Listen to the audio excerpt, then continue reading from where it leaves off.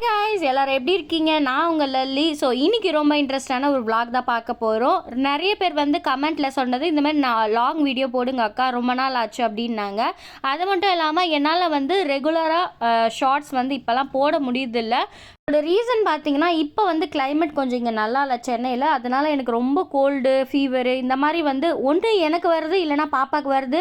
அப்படியே வந்து பார்த்திங்கன்னா இப்படி கண்டினியூஸாக வருதுனால அதுவே சமாளிக்கிறதுக்கு எனக்கு கரெக்டாக இருக்குது. ஒரு நாள் பாப்பாவுக்கு ஜுரம் வந்தால் அவனை ஹேண்டில் பண்ண கரெக்டாக இருக்குது. அடுத்த நாள் எனக்கு ஃபீவர் வந்தால் அதுக்கு வந்து எனக்கு நான் ஹேண்டில் பண்ணிக்கவே ரொம்ப கஷ்டமாக இருக்குது.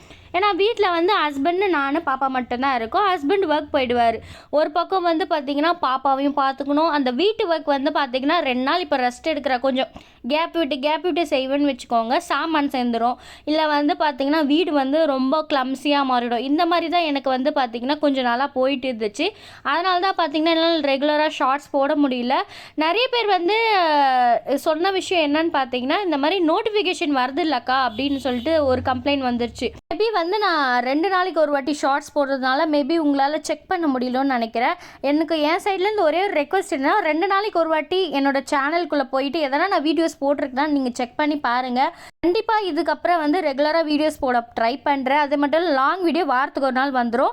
நான் இப்போ என்ன பண்ணிகிட்ருக்கேன்னு பார்த்தீங்கன்னா, இங்கே மேலே வந்து பார்த்திங்கன்னா செடிங்கள்லாம் வச்சுருக்கேன்ல, அதை கொஞ்சம் லைட்டாக க்ளீன் பண்ணிவிட்டு பச்சை மிளகாலாம் வளர்ந்துருக்கு. என்னடா இது அதிசயமாக இருக்கே அப்படின்னு பார்த்தேன். ஏன்னா 2 நாளைக்கு முன்னாடி நான் பச்சை மிளகா இருக்கிறதே கவனிக்கலை.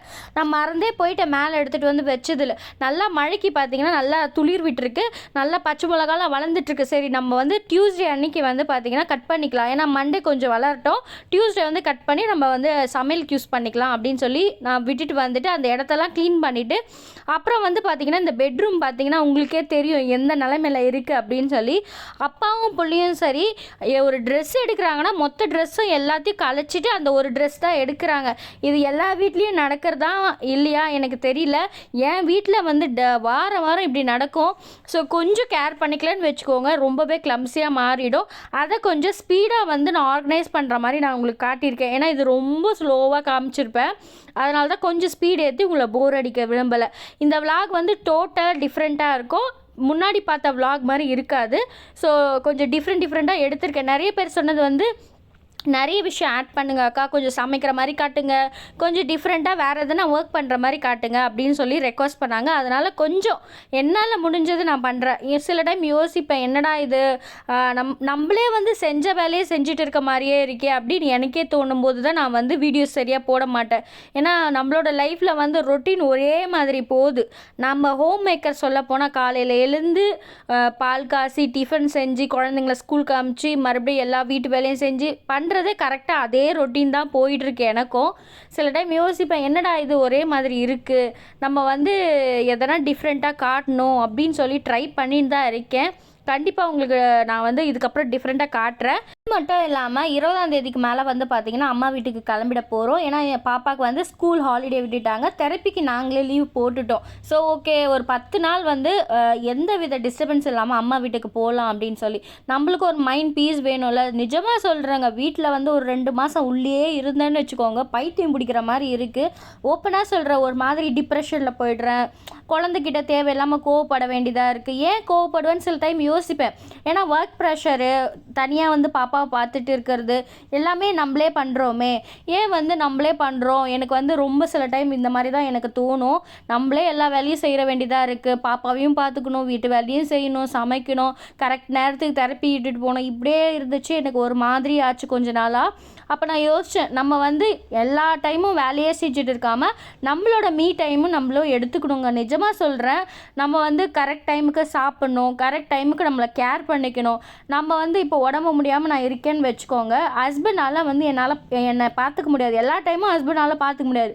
அவர் வந்து காலையில் போனார் வச்சுக்கோங்க, எப்படி இருக்கும்னு சொல்ல முடியாது. வேலை மாத்திரை மருந்து எதாக இருந்தாலும் பார்த்திங்கன்னா எக்ஸ்ட்ரா நான் வாங்கி வச்சுக்கிறது எனக்கு நல்லது. இருந்தாலும் ஒரு டைம் இருக்காது. குழந்தையும் பார்த்துட்டு அந்த ஜுரத்தோடு இருக்கிறது ரொம்ப கஷ்டங்க உண்மையிலே. அது எல்லா ஹோம் மேக்கரும் வந்து ஃபேஸ் பண்ணியிருப்பீங்களா என்னன்னு தெரியல. எனக்கு ஒரு டைமு அந்த உடம்பு முடியாத டைமில் தான் என்னோடய அம்மாவை பற்றி யோசிப்பேன். எங்கள் அம்மா இருந்தால் நேரம் என்னால் பார்த்துருப்பாங்களே அப்படின்னு. அப்படி இல்லைன்னா நான் என்ன யோசிப்பேன்னா, நம்ம ஏன் இவ்வளோ தனியாக இருக்கோம் இங்கே, நம்ம வந்து நம்ம ஜாயின்ட் ஃபேமிலியாக தானே இருந்தோம் அப்படின்னு கொஞ்சம் யோசிக்க தோணும். இன்னொன்று வந்து சில டைம் வந்து தனியாக இருக்கிறது பெட்ரு. மற்ற பேச்சுக்கள் வாங்குறதோட நம்ம தனியாக இருக்கிறது பெட்ரு. ஆனால் இந்த மாதிரி உடம்பு முடியாத டைமில் நம்மளுக்குன்னு ஒரு துணை யாருனா இருந்தால் நல்லா இருந்திருக்குமே அப்படின்னு ஒரு எண்ணம் எனக்கு எப்போவுமே வந்துட்டு இருக்கும். போகும்போதெல்லாம் வந்து பார்த்திங்கன்னா குழந்தை அம்மா கிட்ட விட்டுட்டு நான் வந்து ரெஸ்ட் எடுப்பேன். அன்றைக்கி ஒரு நாள் ஒரு வாட்டி அம்மா சொன்னாங்க, இந்த மாதிரி நீயே ரெஸ்ட் எடுக்கிற, எனக்கு எப்படி ரெஸ்ட் எடுக்க, நீ கொஞ்ச நேரம் நீ வந்து எனக்கு கூட மாட இருந்தானா எனக்கு கொஞ்சம் ரெஸ்ட் இருக்கும்ல, நீனா அம்மா வீட்டுக்கு வர ரெஸ்ட் எடுக்க, நான் எங்கடி போவேன், எனக்கு போகிறதுக்கு கூட இப்போ இடம் இல்லடி அப்படின்னு சொல்லும் போது எனக்கு ரொம்ப கஷ்டமாக இருக்கும். ஏன்னா எங்கள் பாட்டிக்கு ரொம்ப வயசாகிடுச்சு. இப்போ வந்து எங்கள் மாமனார் தான், அதாவது எங்கள் அம்மாவோட அண்ணன் பையனை தான் நான் கல்யாணம் பண்ணியிருக்கிறதுனால எங்கள் மாமா இருக்கிறதுனால அவங்க வீட்டில் போய் தங்கலாம் முடியாது. ஏன் ரீசன் பார்த்தீங்கன்னா இப்போ வந்து பொண்ணு கொடுத்ததுனால போய் தங்க முடியாது, அந்த மாதிரி இருக்குது எங்கள் அம்மாவுக்கு. ஸோ அதனால் பார்த்தீங்கன்னா நீ மட்டும் வந்து இங்கே வந்து ரெஸ்ட் எடுக்கிறியே, எனக்கு கொஞ்சம் ரெஸ்ட் கொடுறி அப்படின்னு வாங்களா. கேட்கும்போது எனக்கு கஷ்டமாக இருக்கும். ஐயோ பாவம் அம்மாவுக்கு வந்து ரெஸ்ட் கொடுக்கணும் அப்படின்னு நினைப்பேன். ஆனால் சத்தியமாக கொடுக்க மாட்டேன். ஏன்னா நான் ரெஸ்ட் எடுக்கவே, அம்மா இந்த 10 நாள் நான் இங்கே ரெஸ்ட் எடுத்துகிட்டு போயிட்டேன்னா அங்கே 1 மாதம் நான் கஷ்டப்படணுமா, நீ முடிஞ்ச அளவுக்கு கொஞ்சம் கொஞ்சம் கேப் எடுத்து ரெஸ்ட் எடுத்துக்கோமா, என்ன ரெஸ்ட் எடுக்க விடுமா அப்படின்னு சொல்லி சண்டை போட்டுன்னு இருப்பேன். முடிஞ்ச அளவுக்கு அம்மாவுக்கு கொஞ்சம் ஹெல்ப் பண்ணிட்டு தான் இருப்பேன். அது போய் சொல்ல மாட்டேன், கொஞ்சம் கொஞ்சம் சின்ன சின்ன ஒர்க் மட்டும் பண்ணின்னு இருப்பேன். இப்போ பார்த்தீங்கன்னா பாப்பாவுக்கு ரைட்டிங் தான் சொல்லி தந்துட்டுருக்கேன். ரைட்டிங் கிளாஸ் வந்து புதுசாக ஜாயின் பண்ணியிருக்கிறதுனால அவனுக்கு வந்து பார்த்தீங்கன்னா கொஞ்சம் ரைட்டிங்கில் ப்ராப்ளம் இருக்குது. அதனால் ஸ்டார்டிங் ஸ்டேஜ் வந்து இருக்கிறதுனால அவனை ரைட்டிங்கு போட்டிருக்கிறதுனால மொத்தம் 3 கிளாஸ் வந்து தெரப்பி சேர்த்து விட்டுருக்கேன். ஓடி, ஸ்பீச், அதுக்கப்புறம் ரைட்டிங் வந்து பார்த்தீங்கன்னா மதியானம் 2 மணிக்கு வந்து நான் சொல்லி கொடுத்துட்டேன்னா அவன் வந்து ஒரு டெய்லி வந்து பார்த்தீங்கன்னா டைமிங் மாறும் தெரப்பி கிளாஸஸ்லாம். இன்றைக்கி வந்து பார்த்தீங்கன்னா 5:30க்கு தெரப்பி இருக்கிறதுனால 1 மணிக்கெல்லாம் வந்து பார்த்திங்கன்னா உனக்கு சாப்பாடெலாம் ஊட்டிட்டு 2 மணிக்கு வந்து பார்த்திங்கன்னா அந்த ரைட்டிங் ஒர்க்லாம் முடிச்சுட்டு அதுக்கப்புறம் ஒரு 3 மணிக்கு வந்து பார்த்திங்கன்னா இந்த குக்கிங் வந்து ஆரம்பிச்சிடுவேன். எதுக்குன்னா நைட்டுக்கு டின்னருக்கு சப்பாத்தி பிசைஞ்சு வச்சுட்டு அதுக்கப்புறம் மஷ்ரூம் பன்னீர் கிரேவி வந்து செஞ்சிட்ருக்கேன். இப்போது மஷ்ரூம் கிரேவி ஃபஸ்ட்டு பண்ணிவிட்டு அதுக்கப்புறம் சப்பாத்தி பிசைஞ்சிக்கலான்னு விட்டுட்டேன். ஸோ ஃபஸ்ட்டு குழம்பு முடிச்சிடலாம் அப்படின்னு சொல்லி இதான் ரெடி பண்ணிகிட்ருக்கேன். ஏன் வந்து 3 மணிக்கே வந்து நான் டின்னர் சமைச்சு வச்சுட்டு வந்துடுறேன்னு பார்த்தீங்கன்னா தெரப்பி வந்து பார்த்தீங்கன்னா 5:30க்குனா நான் வந்து 4:30க்கே நான் வீட்டிலேருந்து கிளம்பிட்டு 5:30க்கெல்லாம் போயிட்டு பாப்பாவை விட்டுருவேன். அங்கே கரெக்டாக வந்து பார்த்திங்கன்னா குன்றத்தூர்லேருந்து குரோம்பேட்டைக்கு வந்து பார்த்திங்கன்னா ஒரு 1/2 hour கிட்ட ஆகும். ஏன்னா சம்டைம் டிராஃபிக் இருக்கும், ஸ்கூல் டைமிங் இருக்கிறதுனால சொல்கிறேன். சில டைம் வந்து தெரப்பி வந்து 4:15க்கு இருக்கும், சில டைம் வந்து 5:30க்கு இருக்கும். அந்த மாதிரி வந்து ஒவ்வொரு நாளைக்கு ஒவ்வொன்று ஷெடியூல் பண்ணி கொடுப்பாங்க. ஒரு நாளைக்கு வந்து ரைட்டிங் இருக்கும், ஸ்பீச் இருக்கும், இன்னொரு நாளைக்கு ஓடி இருக்கும், ஸ்பீச் இருக்கும். அந்த மாதிரி வந்து பார்த்திங்கன்னா வந்து பண்ணி ஒரு கார்டு மாதிரி கொடுத்துருவாங்க. அந்த டைமுக்கு கரெக்டாக போய் பாப்பாவை விட்டுடணும். அது வந்து பார்த்திங்கன்னா டிராஃபிக்லாம் இருக்கும், அதனால் கொஞ்சம் ஒரு 4:30க்கு போயிடுவேன். அப்படி 4:15க்கு கிளாஸ் இருந்தான்னு வச்சுக்கோங்க, 3:30க்கெல்லாம் கிளம்பணும். என்னோடய நிலைமை யோசிச்சு பாருங்கள், 2 கிளாஸு வர்றதுக்கு வந்து கிட்டத்தட்ட ரெண்டு டைமிங் கொடுத்துருக்காங்க. 4:15க்கு ஒன்று, 5:30க்கு ஒன்று கொடுத்துருக்காங்கல்ல. அந்த டைமிங் வந்து 2 கிளாஸ் இருக்கிறதுனால டைம் வந்து வீட்டுக்கு வரத்துக்கு 8 மணி ஆகும். ஏன்னா ஒவ்வொரு கிளாஸு முடியறதுக்கு வந்து கிட்டத்தட்ட 45 மினிட்ஸு.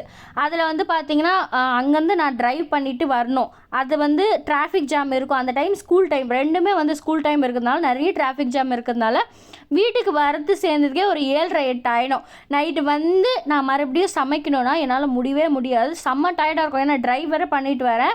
இதுதான் மத்தியானமே வந்து பார்த்திங்கன்னா சாப்பாடு முடித்தோடனே நெக்ஸ்ட்டு நைட் டின்னருக்கு ரெடி பண்ணி ஸ்டார்ட் பண்ணிடுவேன். இது வந்து பார்த்திங்கன்னா எல்லாருக்கும் நார்மலாக இருக்கிற ஹவுஸ் ஒய்ஃபுக்கு இருக்கிற மாதிரி ரொட்டீன் இருக்காது, எனக்கு கொஞ்சம் டிஃப்ரெண்ட்டாக இருக்கும்.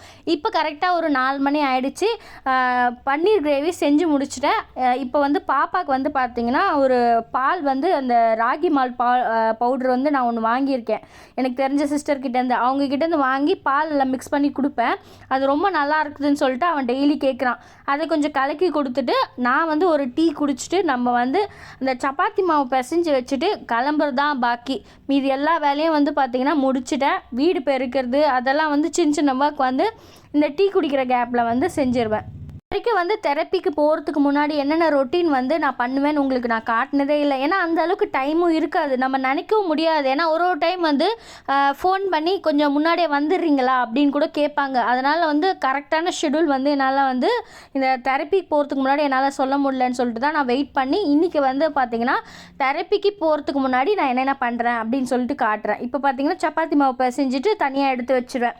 இதுக்கப்புறம் நம்ம ரெடி ஆகிட்டு நம்ம தெரப்பிக்கு போக வேண்டியது தான். எல்லா ஒர்க்கும் முடிச்சு முடிச்சுட்டேன். இப்போ வந்து பார்த்தீங்கன்னா டைமிங் வந்து 5:45 சொல்லியிருக்காங்க. 5:30லேருந்து 5:45 சொல்லியிருக்கிறதுனால 5:00 கிளம்புனா போதும் அப்படின்னு சொல்லி பார்த்தீங்கன்னா 5:00 கிளம்பிட்டேன். எல்லா துணியும் வந்து மேலேருந்து எடுத்துகிட்டு வந்துட்டு வீடையும் க்ளீன் பண்ணிவிட்டு இப்போ நம்ம ரெடி ஆகிட்டு கிளம்புற மாதிரி தான் இருக்கும். இந்த விளாக் வந்து உங்களுக்கு பார்க்கும்போது டிஃப்ரெண்ட்டாக இருக்கா அப்படின்னு சொல்லிட்டு மறக்காமல் சொல்லுங்கள். ஏன்னா வந்து ஒரே மாதிரி காட்டி உங்களுக்கும் நான் போர் அடிச்சிருப்பேன் போன வாட்டிலாம். ஆனால் இப்போ வந்து கொஞ்சம் ரொட்டீன் வந்து வேறு மாதிரி இருக்கிறதுனால உங்களுக்கு டிஃப்ரெண்ட்டாக இருக்கா அப்படின்னு மறக்காமல் கமெண்ட்டில் சொல்லுங்கள். இப்போ வந்து பார்த்தீங்கன்னா ஹெல்மெட் போட்டுட்டு நம்ம போக வேண்டியதான். ஏன்னா நல்லா தூசி படும் அந்த ஹைவே ரோட்டில். சில டைம் அதாலே வந்து பார்த்திங்கன்னா கண்ணில் நிறைய மண் படுறதுனால எரிச்சலாகுது. ஸோ அதனால் வந்து ஹெல்மெட் போட்டுட்டு நான் வந்து பார்த்திங்கன்னா கிளம்பிட்டு பாப்பா வந்து தெரப்பி கிளாஸில் விட்டுட்டு வந்துட்டு அவன் வந்து பார்த்திங்கன்னா கிட்டத்தட்ட ஒரு 5:45 கிளாஸ்னால 6:30 மணிக்கு தான் வருவான். அந்த டைமில் வந்து செம்ம பசியாக இருக்கும் அவனுக்கு. நான் வந்து பார்த்திங்கன்னா அவனுக்கு வந்து கேக் அதாவது டோனட் வாங்கிட்டு நான் கொஞ்சம் ஸ்நாக்ஸ் எனக்கு சாப்பிட்ருவேன். ஏன்னா மத்தியானம் சாப்பிட்டது டைம் 6 ஆகுதுன்னு சொல்லிட்டு அவனை தெரப்பி கிளாஸில் இட்டுட்டு வந்துட்டு ட்ரைவ் பண்ணி வந்துட்டு மறுபடியும் பார்த்திங்கன்னா கிட்டத்தட்ட டைமிங் வந்து பார்த்திங்கன்னா ஒரு 7:30 ஆயிடுச்சு. பாப்பாவுக்கு வந்து அந்த டைமில் வந்து சப்பாத்தியும் பன்னீர் கிரேவி சூடு பண்ணி கொடுத்துட்டேன்னா முடிஞ்சிச்சுங்க. சாப்பிட்டு கிப்ட்டு ஒரு 10 மணி போல் வந்து பார்த்திங்கன்னா படுத்துருவோம். இந்த மாதிரி தான் என்னோடய ரொட்டீன் போயிட்டுருக்கு. நிறைய பேர் வந்து எங்களோட சொந்தக்காரங்களே சொல்கிறேன், சென்னைக்கு போயிட்டு வந்து நான் சொகுசாக இருக்கேன், 3 பேர் தானே, என்ன வேலை இருக்க போது, என்ன சமைக்க போகிறேன், தெரப்பிக்கு தானே இட்டுட்டு போகிறேன், அதில் என்ன உனக்கு கஷ்டம் அப்படிலாம் நான் நினைக்கிறாங்க.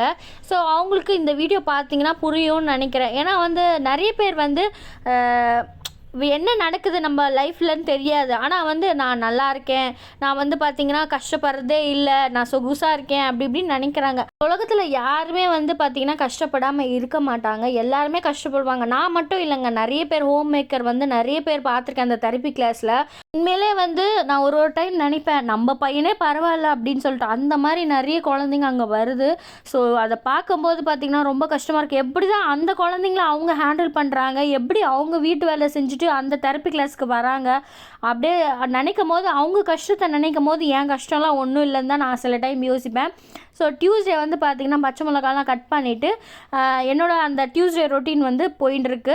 வீடியோ பார்க்குற சிஸ்டர்ஸ் வந்து நிறைய கஷ்டத்தோடு இருந்தீங்கன்னா நான் ஒரே விஷயம் சொல்கிறேன், நம்ம தான் கஷ்டப்படுறோன்னு கிடையாது, நம்மளை விட அதிகமாக கஷ்டப்படுறவங்க இந்த உலகத்தில் இருக்க தான் செய்கிறாங்க. அதை வந்து நான் புரிஞ்சுக்கிட்டு அதுக்கேற்ற மாதிரி தான் இப்போ என்னோடய லைஃப் போயிட்டுருக்கு. சில டைம் வந்து ரொம்ப கஷ்டமாக தான் இருக்கும் இந்த லைஃப்பை ஹேண்டில் பண்ண. ஆனாலும் வந்து பார்த்திங்கன்னா ஒரே ஒரு விஷயம் நினச்சிக்கோங்க, நம்மளை விட நம்மளை மேலே கஷ்டப்படுறவங்க நிறைய பேர் இருக்காங்க. நம்மளால் தான் பார்க்க முடியல. அதனால் உங்கள் லைஃப் வந்து பெட்டர்னு நினச்சிக்கோங்க. எவ்வளோ கஷ்டம் வந்தாலும் ஸ்ட்ராங்காக இருங்க. ஸோ இந்த வீடியோ பிடிச்சிருந்தா மறக்காமல் லைக் பண்ணி சப்ஸ்கிரைப் பண்ணுங்கள்.